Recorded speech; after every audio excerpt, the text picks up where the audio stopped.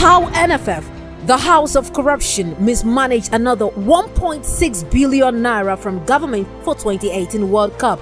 Again, it is now public knowledge that the NFF, the House of Corruption, has outdone itself by how it recklessly squandered 1.6 billion naira released to it by the federal government of Nigeria for the 2018 World Cup in Russia.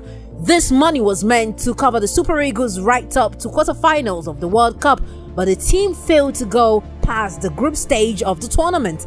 The official retirement signed by NFF Director of Finance and Administration, Saliu Cheku Mohammed, clearly showed how the NFF again defrauded the federal government of hundreds of millions of naira.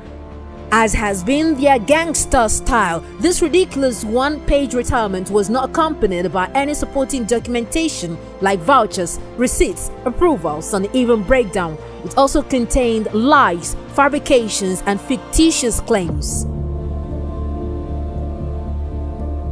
ESTA code for NFF delegation, advance party, $613,858.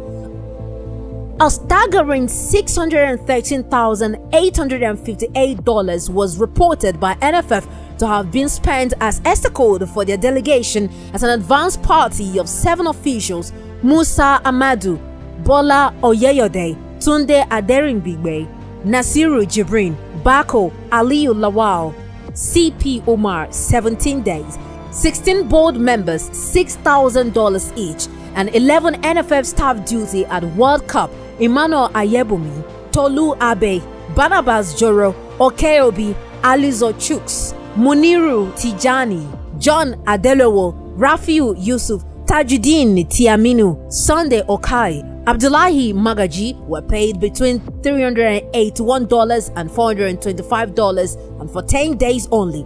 This expense for ESTA code was therefore criminally over-bloated. Appearance fees for 3 pre-World Cup matches, $327,000. Fact: each player received $2,000 for each of the pre-World Cup matches. This money ought to come from the organizers of these friendlies, or at worst from money given by FIFA to prepare for the World Cup. So where did this huge sum of money really go to? Winning bonus: Eagles players, officials, $1,392,000. The NFF claimed in their retirement that $1,392,000 was spent to pay 23 Super Eagles and 21 officials for winning only one first-round match at the 2018 World Cup 2-0 versus Iceland. This is again a fat lie and again terribly fraudulent.